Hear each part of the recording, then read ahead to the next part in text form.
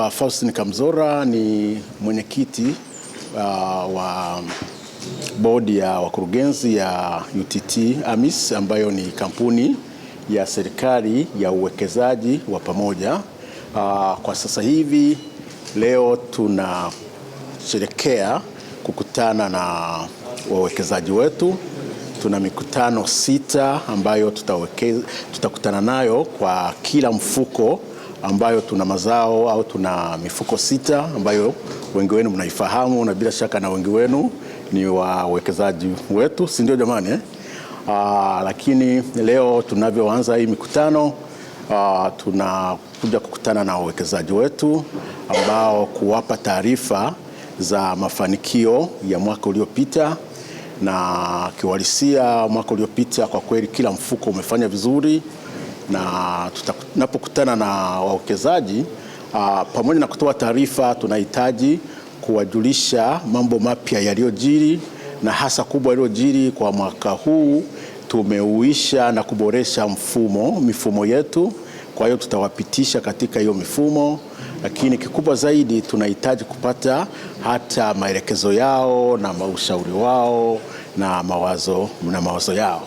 Na sote tunafahamu kwamba katika dira ya 2050 swala la kuongeza kipato cha Watanzania kutoka tuseme dola 1,300 1,400 za sasa hivi kwa kila Mtanzania mpaka dola kati ya 7,500 mpaka 8,000 inahitaji kwa kweli ushiriki wa taasisi mbalimbali, na taasisi za kwetu za uwekezaji katika masoko ya fedha ni taasisi muhimu sana katika swala zima la kuwaelimisha wananchi katika kuelewa elimu ya fedha, inaitwa financial literacy. Taasisi yetu tuna jukumu hilo na tumejipanga kwamba tutakuwa na mazao mbalimbali. Sasa hivi tunayo mifuko 7, lakini baada ya kuboresha mifumo yetu sasa hivi tunajiandaa kuandaa mazao mengine. Kwa hiyo katika kufika uchumi wa trilioni 1 dola trilioni 1 itakapofika mwaka 2050, kwa kweli tunawategemea sana nyinyi waandishi wa habari kuweza kutoa taarifa na maarifa kwa ajili ya kuboresha tuseme uwekezaji katika sekta ya fedha. Tunavyofahamu uwekezaji katika sekta ya fedha ni muhimu sana, kwamba wewe sote tunafanya kazi, lakini unapopata utaalamu kama tuliokuwa nao sisi UTT AMIS, kwamba unatuletea fedha yako kwa kiwango ambacho ulichokuwa nacho wewe, sisi tunakuwekezea katika sehemu mbalimbali, alafu faida tunakupatia kila mwaka, na hiyo faida kama ukiamua usitumie ukaiacha ikaendelea kuongezeka na yenyewe kupata faida, katika maajabu ya dunia wanasema ajabu la 8 inaitwa compounding.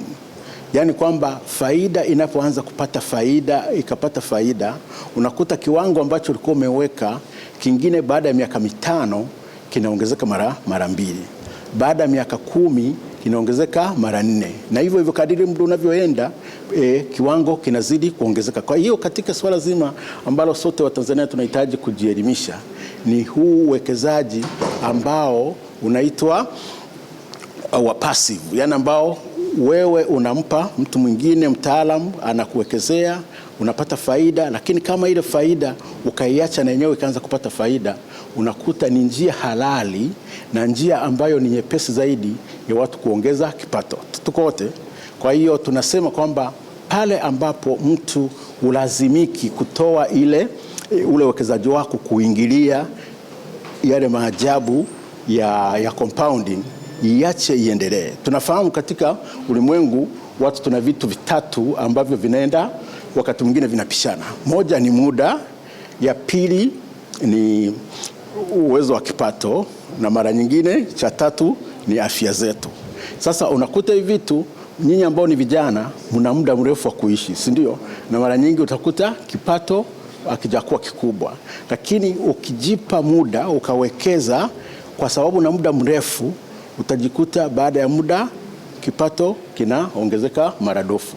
Na kama nilivyokuwa nimesema, tuna mazao 7.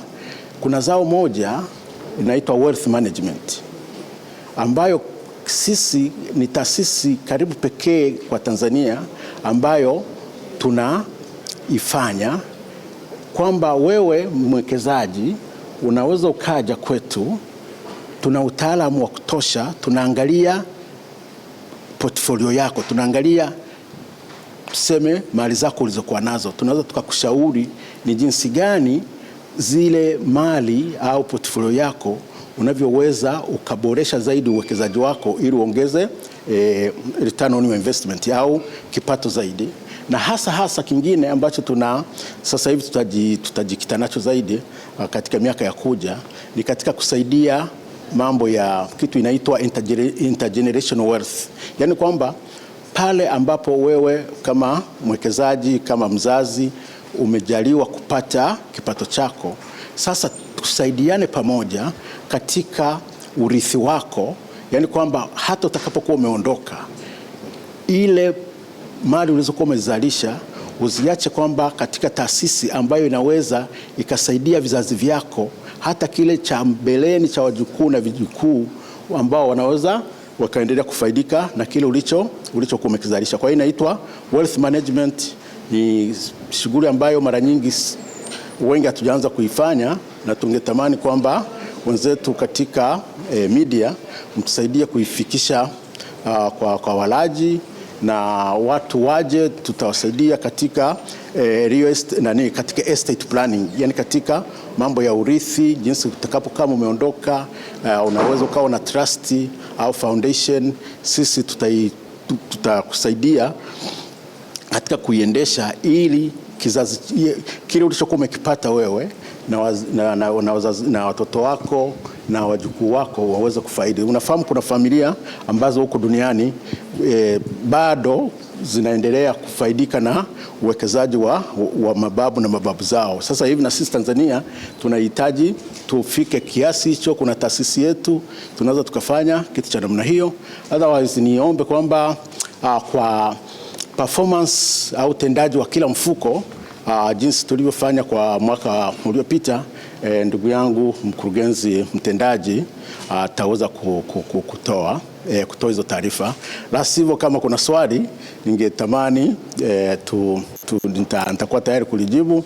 Lakini sisi kwa kweli, kwa kipindi hiki ambacho tunakutana na wawekezaji wetu, ni kipindi ambacho tunajisikia furaha, kwa sababu tunapata fursa ya kuweza kukutana nao, wakatupa ushauri, na sisi ni wasikilivu, ili tuweze kuonyesha tunavyoweza tukaboresha huduma. Kwa sasa hivi tuna wawekezaji zaidi ya 500,000, tunaelekea 600,000, na ukiangalia katika masoko ya fedha, mara nyingi tuseme kwenye capital market, nadhani kwa Tanzania tuna wawekezaji kama 1,000,000 na kitu. Kwa hiyo sisi kama zaidi ya nusu ya wawekezaji katika masoko ya fedha, sisi tunachukua zaidi ya nusu, lakini bado Watanzania wengi hawajafikiwa hii taarifa. Tunahitaji tuendelee kuelimishana, na ni jukumu la kila mtu kuweza kuongeza financial literacy.